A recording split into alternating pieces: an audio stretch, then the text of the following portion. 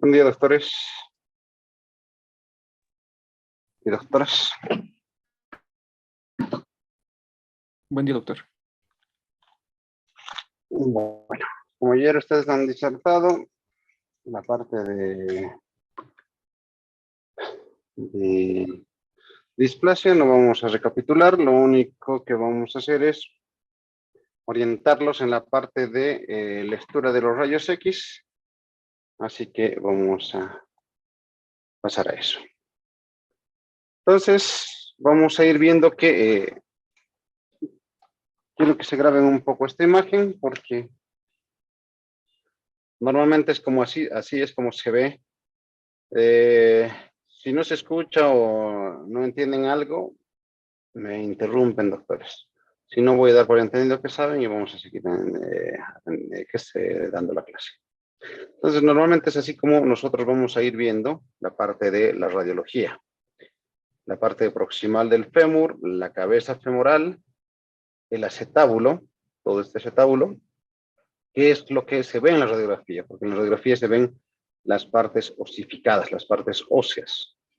Si nosotros tuviéramos una resonancia magnética, podríamos ver que toda esta parte del hueso le falta todavía un gran porcentaje de osificación. Entonces, este cartílago de osificación, este centro de osificación, se genera entre los 3 y los 5, algunos dicen 6 meses de edad del recién nacido. Lo que significa que cuando el paciente nace, nosotros no vemos el cartílago de osificación y a los 3 meses ya tenemos que ir viendo algún tipo de esbozo de este centro. Y fíjense que a la medida que vamos creciendo, esta debería ir se osificando hasta lograr formar la cabeza femoral. Lo mismo el trocánter mayor, fíjense que acá tenemos un centro de osificación y el trocánter mayor eventualmente va a darle la forma definitiva. Lo mismo sucede con el acetábulo. El acetábulo es oblicuo, pero tiene toda esta zona de osificación que le va a dar después, posteriormente, el grado de cobertura a la cabeza. Entonces, eso es lo importante. Nosotros tenemos que saber que hay un centro de osificación primario a nivel de la cabeza que en realidad se va a ir generando entre los 3 y los 5 o 6 meses, que es un componente de la tríada de Putti, que ustedes ya lo dominan. Entonces, cuando nosotros vamos a ver una radiografía, ojalá nos pudieran mostrar toda esta zona con los ligamentos, con el labrum, la cabeza, el cartílago, pero lamentablemente siempre nos dan este tipo de imágenes. Y este tipo de imágenes nosotros tenemos que saber interpretar. Debemos saber que tenemos una placa de pelvis, tenemos el acetábulo, tenemos la cabeza femoral, fíjense que este ya está grande y está con más osificación. Estos se llaman los cartílagos trirradiados, que es la unión o la conjunción de lo que va a ser el fondo del acetábulo.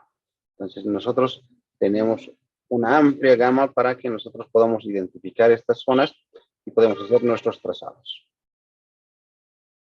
Entonces, cuando nosotros hablamos de una radiografía, debemos tomar una radiografía de pelvis, lo más centrado posible, lo más recto posible. A veces eso es difícil con los pacientitos que son inquietos, se andan moviendo. Entonces, el radiólogo tiene que irse dando formas para que el niño se quede lo más quieto posible, para que nosotros podamos centrar, que tengamos la misma distancia entre de los alerones, que las cartílagos trirradiadas están a la misma altura, para que nosotros podamos medir. Entonces, he elegido esta radiografía porque tenemos nosotros ya un orden que vamos a ir adecuándonos. Entonces, cuando nosotros vemos, claramente aquí hay algún tipo de alteración entre la cadera derecha y la cadera izquierda, ¿no? Entonces, eso es lo que vamos a ir describiendo. Entonces, lo primero que hacemos es tratar de juntar nuestros cartílagos trirradiados y lo que se hace es una línea transversal. Vamos a tratar de hacer lo más recto posible. Y esta se llama la línea H o la línea de Hilgen-Reiner. Esta línea de Hilgen-Reiner nos va a dividir la placa en dos, en superior e inferior. Entonces nosotros trazamos nuestra línea de Hilgen Reiner. A continuación buscamos la parte más lateral del acetábulo en ambos campos. Y lo que hacemos es trazar una línea perpendicular que forma 90 grados con la línea de Hilgen Reiner. Esa línea se llama línea de Perkins. Y esa línea de Perkins más la línea de Hilgen Reiner nos dibujan 4 cuadrantes. Esos cuadrantes son los cuadrantes de Putty. ¿Por qué son importantes estos cuadrantes? Porque la cabeza femoral o el centro de osificación se deben ubicar en el cuadrante infero-interno. Nosotros tenemos el cuadrante infero-interno, infero-externo, supero-interno y supero-externo. Entonces, la cabeza femoral o el esbozo de la cabeza femoral, o muchas veces cuando no hay, simplemente la parte del trocánter, la parte del macizo trocantérico deben estar en el cuadrante infero-interno. ¿Ok? Ya les repito, si no se entiende algo, me cortan nada más. Entonces, el cuadrante infero-interno nos va a servir como referencia para que la cabeza esté ubicada en un buen plano. En el lado derecho, fíjense que la cabeza femoral está ubicada en el cuadrante infero-interno y en el lado izquierdo no tenemos esbozo de la cabeza femoral. Entonces, y además de no tener, está ubicado en el cuadrante infero-externo. Si nosotros haríamos la misma proyección, probablemente tengamos ahí la cabecita, que ya está pasando al cuadrante infero-externo. ¿Ok? Mientras más cerca está de la línea de Perkins o de la línea de Hilgen Reiner, si estuviera, por ejemplo, esta rozando la cabeza de Hilgen Reiner o estuviera por acá arriba, entonces se habla de potencialmente subluxación de las caderas. ¿Ok? Tiene que estar bien centrada. Mientras más cerca cualquiera de las líneas, y nosotros ya debemos sospechar en alguna patología de subluxación. Pero si nosotros vemos la cabeza o el esbozo que está fuera de esto, hablamos de una cadera luxada. Fíjense, acá está el acetábulo y la cabeza está en esta posición. Si nosotros dejamos evolucionar eso, la cabeza se va a poner en el alero ilíaco, ¿no? Entonces, el paciente va a ser cojo. Entonces, eso es lo que nosotros debemos seguir viendo. Entonces, tenemos la línea de Hilgen Reiner, tenemos la línea de Perkins, tenemos los cuadrantes de Putty, tenemos nuestro cuadrante que es superinterno, superexterno, inferoexterno e inferinterno, que es la posición donde nosotros deberíamos ubicar, ¿vale?, la cabeza del fémur. Entonces, luego nosotros hacemos un trazado. Buscamos de igual forma la parte más externa de nuestro acetábulo y hacemos una línea. Unimos una línea para formar un ángulo. Ese ángulo se llama ángulo acetabular o ángulo de Coleman. El ángulo de Coleman nos refleja la inclinación o la verticalización de este acetábulo. El acetábulo debería, como les he mostrado en la radiografía, normalmente es oblicuo. Pero a la medida que nosotros vamos creciendo, esto debería formar la forma de un arco, una semisfera, para que pueda alojar la cabeza y esta cabeza femoral tenga congruencia. Si este arco permanece oblicuo, fíjense, la cabeza no tiene dónde apoyarse y se desvía a otro lugar, como es el caso. Entonces, ese ángulo de Coleman, ayer ustedes lo han dicho, que debería ir a los 3 meses. Nosotros, al nacer, el paciente debería tener 3 meses, 30 grados. Y eso, hay una regla que dice que al nacer los recién nacidos tienen 30 grados y esto va disminuyendo 1 grado por mes, cosa que entre los 3 meses debería tener entre 28 y 27, ¿ya? Según la regla debería tener 27. Se acepta como 28 grados, lo normal para 30 grados. Y esto es hasta los 6 meses. O sea que hasta los 6 meses el niño debería tener 24 grados. Por debajo de los 6 meses se rebaja 0.5 hasta el año de edad. ¿Ok? Entonces, quiere decir que un niño de 9 o 10 meses debería tener más o menos 20 grados. 20, 22 grados. Entonces, pero hay el borderline, se llama, que se acepta que entre 28 y 30 a los 3 meses es el límite máximo para aceptar. Nosotros nos damos un rango entre el 28 y los 30 grados. Por encima de 30 grados se cataloga displasia de cadera. ¿Ok? El niño tiene una displasia. Por debajo de 28, el niño está normal. Entre los 28 y los 30 se mantiene activo el paciente, se hacen controles radiológicos a la semana o al mes para que nosotros podamos iniciar el tratamiento. ¿Ok? Entonces, eso es lo importante. Nosotros tenemos que saber que 28 es el número de corte a los 3 meses, pero aceptamos un borderline hasta 30. Por encima de 30, el niño es catalogado como displasia del desarrollo de la cadera. Por debajo de 28 está normal, en el ángulo de Coleman. Entonces tenemos nuestras líneas de Hilgen-Reiner, las de Perkins, cuadrantes de Putty, tenemos nuestra línea de Coleman o el ángulo acetabular, que en teoría debería ser menos 28. Si nosotros hacemos nuestro trazado acá, le aseguro este ángulo está totalmente elevado.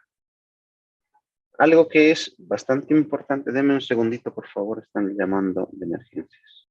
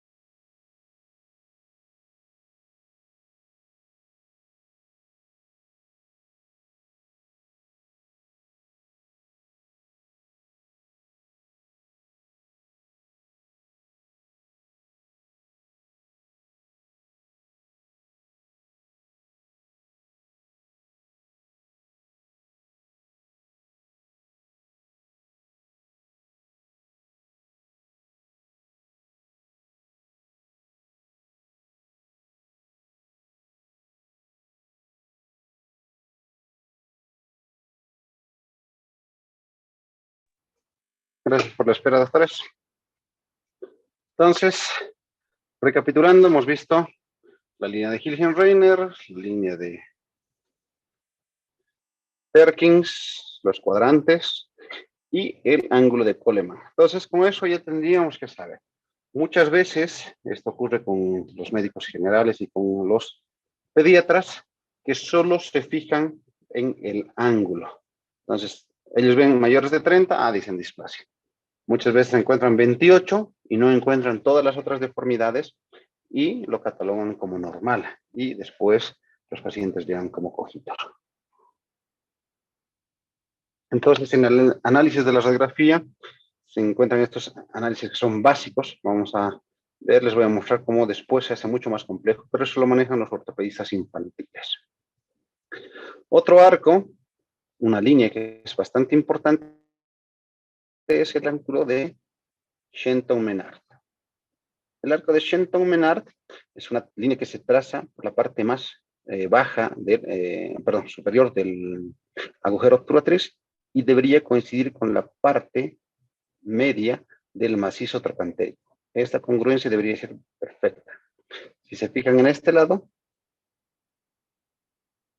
coincide con la parte inferior del trocánter menor, pero debería coincidir acá. Entonces está totalmente alterado, ¿no? Otro arco que nos interesa es el arco de Calvé. Es una línea en forma de arco que va desde la parte más superior o externa del alerón ilíaca y debería pasar por la línea más externa del macizo trocantérico. Y acá, fíjense cómo esto viene y se altera. Entonces está totalmente alterada esa zona. Entonces vemos claramente hay una alteración en toda la forma. ¿Para qué nos sirve el arco de Shenton-Menard? Para ver si este macizo trocantérico está ascendido o está alejado. Y nosotros medimos. Muchas veces puede ser que este macizo esté ahí y estén 2 milímetros separados. O en este caso como más de 1 centímetro. Entonces, eso también nos da la severidad del caso. Entonces nosotros tenemos que ir viendo qué tan severo es nuestro caso. Entonces, así es como nos muestran la radiografía y es así como nosotros tenemos que saber interpretar nuestra radiografía. ¿Tienen alguna duda, doctores? Doctor, acerca de, al momento de tomar la radiografía, en caso de que no haya una buena toma y hay, por ejemplo, que esté inclinado, ¿cómo podemos saber si no confundimos esa inclinación que tenga justamente por el movimiento del bebé o del paciente, perdón? Y esa inclinación es justamente lo que esté causando, digamos, un ángulo acetabular alterado. Ninguna inclinación del paciente podría causar el ángulo. Entonces, si usted ve que no puede medir, lo que tiene que hacer es una placa no valorable y tiene que repetir la placa. Ah, ya está bien. Gracias, doctor.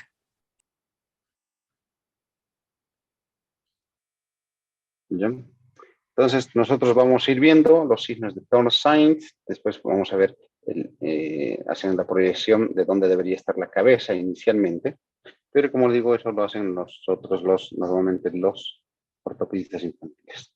Entonces, es muy importante que nosotros sepamos la edad del paciente en el momento que estamos realizando.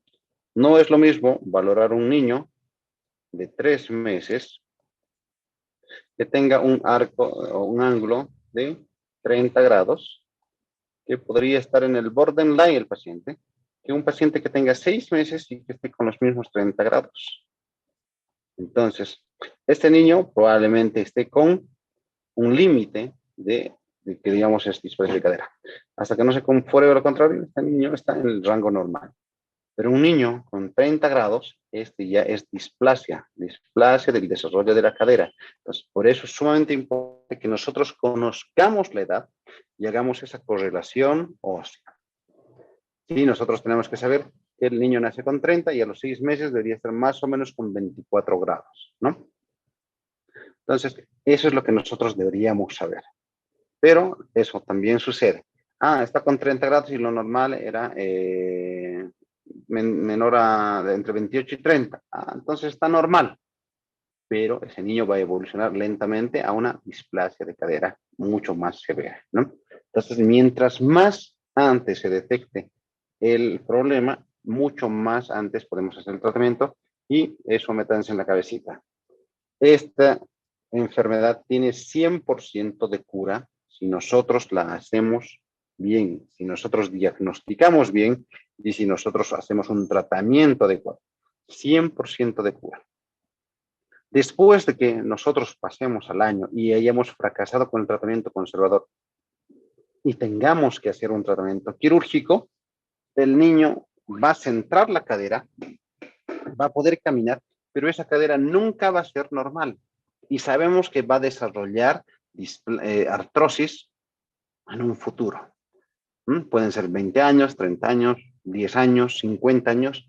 No, no hay un tiempo preciso, pero sí sabemos que esa cadera va a tener artrosis en un tiempo. Entonces, es sumamente importante que en el momento que se les dan las placas, ustedes sepan la edad del paciente.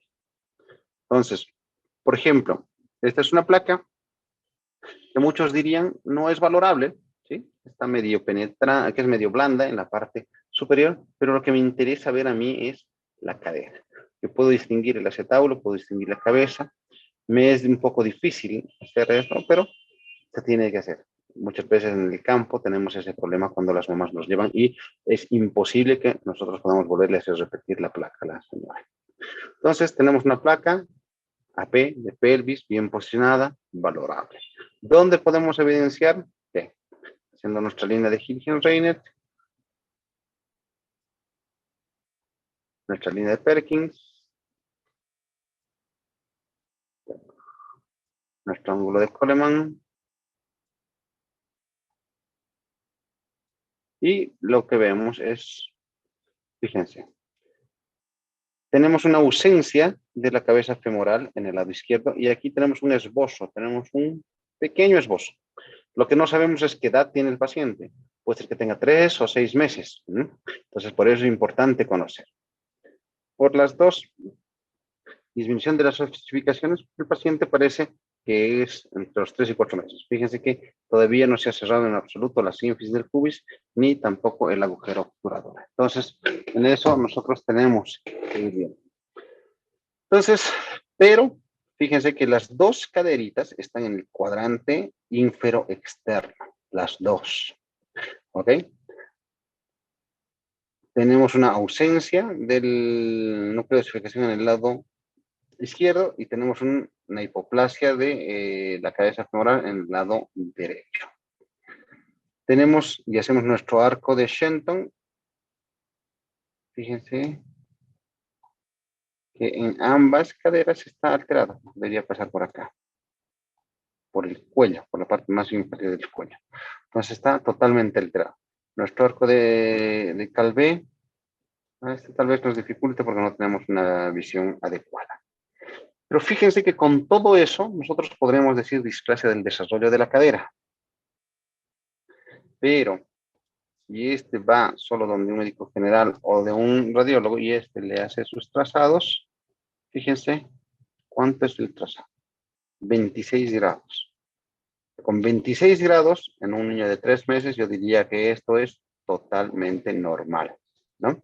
Entonces, si nosotros, hola, buen día, si nosotros no sabemos evaluar el resto de las estructuras, entonces a este niño lo vamos a mandar como normal y fíjense, cuando empieza a desarrollar esto y la cadera se va a venir hacia el alerón, porque el cuerpo es bastante sabio. Para que el paciente pueda caminar, necesita darle un soporte a esto, no puede estar balante. Entonces, se va al lugar de donde le pueda coincidir con una superficie ósea y la cabecita va horadando y va haciendo un neoacetábulo. Este es el paleoacetábulo y este es el neoacetábulo, para que el paciente pueda caminar. ¿Alguna duda? Doctor, una consulta. En este caso sería una displasia de cadera de ambos lados o bilateral. Displasia del desarrollo de la cadera bilateral luxada. No se olviden ponerle el apellido. Y, sí, Una cosa es doctor, tener una displasia del desarrollo de la cadera, que tenga un aumento del ángulo acetabular, la cabecita esté chocando esto y no tengamos una congruencia del arco de Shenton. Y otra cosa es tener una cadera que tenga todos los demás componentes y además esté luxada. Doctor, en Muy bien, estos, perdón. dígame. Doctor, en estos casos de bilateral, escuché que en algunos signos como el de Galeazzi no se encuentran positivos y es muy difícil a la clínica identificar que este paciente tenga una displasia de cadera. Entonces, en nuestro medio, doctor, es obligatorio que todos los neonatos, los de 3 meses, hagan una radiografía o, o los que tengan mayor factores de riesgo, doctor. Los neonatos se consideran de 0 a 28 días, Ah, sí, doctor. sí. Después de los 28 días ya no se llaman neonatos. Entonces, hay una norma, pero no es una ley ni menos obligatorio, porque nadie puede obligar a nadie a hacer un control de salud.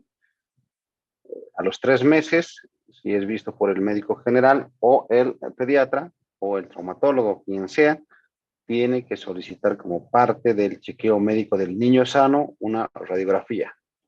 Todos los que tenemos más de 50 años, eso no era una norma.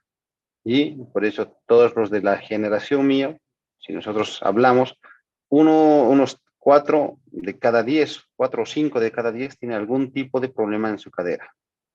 O es un grado severo o es un grado leve, pero tienen algún tipo de problemas.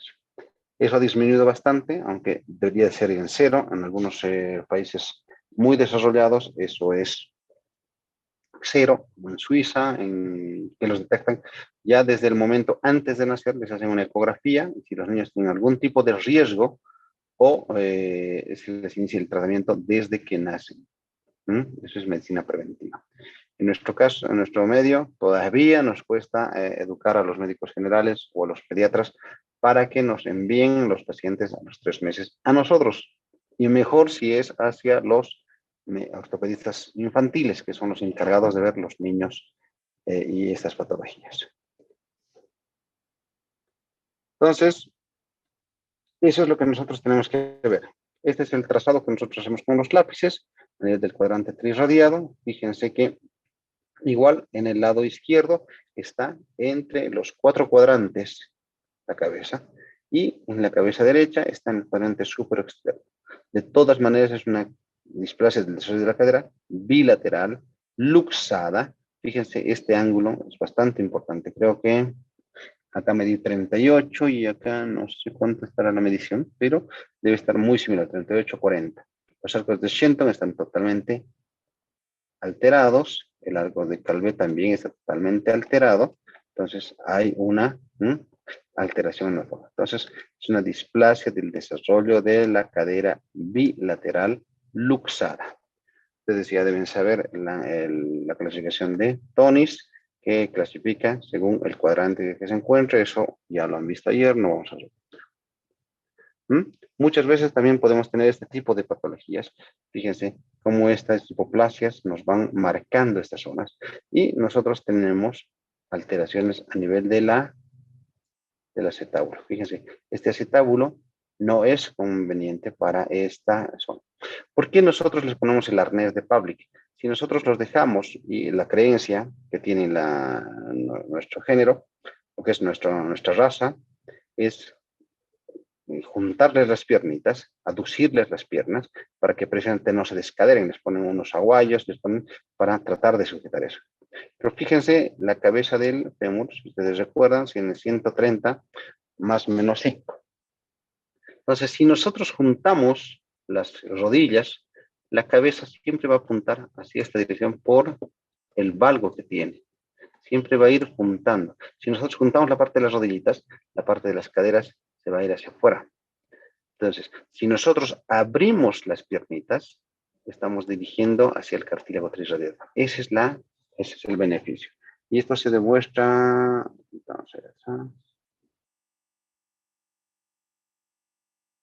en esto.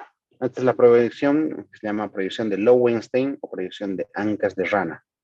Nosotros les hacemos con el arnés o con el yeso a los pacientes y fíjense cómo la cabeza se ubica perfectamente a nivel del cartílago trirradiado y le va dando forma hacia el acetábulo. Entonces, esta es la imagen que nosotros tenemos que obtener abriéndole las piernitas a los pacientes. Métanse en la cabeza que el doble pañal no sirve absolutamente para nada. Si un paciente tiene 30 y estamos en la duda, pónganle un arnés. No le van a hacer daño. Pero si el paciente tiene 30 y no le hacen ningún tipo de cuidado, al mes va a llegar con 32, ¿sí? Los papás lo amarran al niño. Entonces, eso es lo mejor. Si tienen alguna duda, no le digan doble pañal, díganle directamente arnés. Está un mes y medio y después la quitan.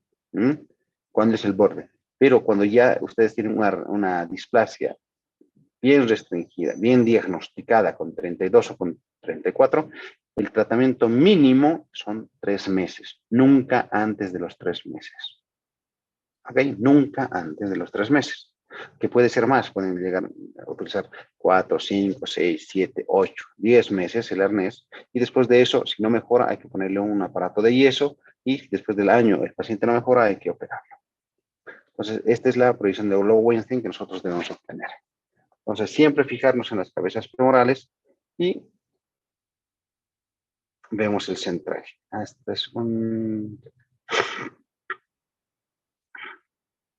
Este es algo que una de sus compañeras expuso ayer.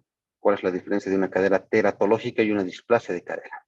Entonces, esta es una displasia de cadera que tiene todos los signos. Tiene una alteración a nivel del ángulo acetabular, la cabeza está por fuera de la línea de Perkins, fíjense, incluso está luxada hacia arriba, alteración de los arcos de Shenton, arcos de Shenton alterados, pero esto nosotros lo vemos en un paciente de 3 meses para arriba.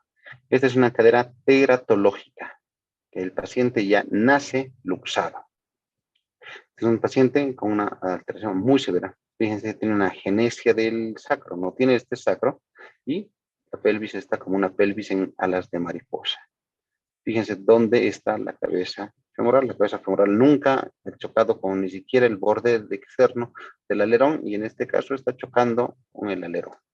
Tiene una sufijación de ya el obturador, la agenesia del sacro. Entonces estas caderas son prácticamente irreconstruibles. Y este paciente con tremenda lesión probablemente tenga una sobrevida muy poca a los 5 años. Estos también son trastornos neuromusculares. Fíjense que los fémures están totalmente al revés, no se puede identificar un acetábulo, entonces nosotros podemos ir viendo también este tipo de alteraciones. Esta es la clasificación que ustedes ya conocen, de normal, subluxación, baja luxación y subluxación alta de Tonis, ¿no?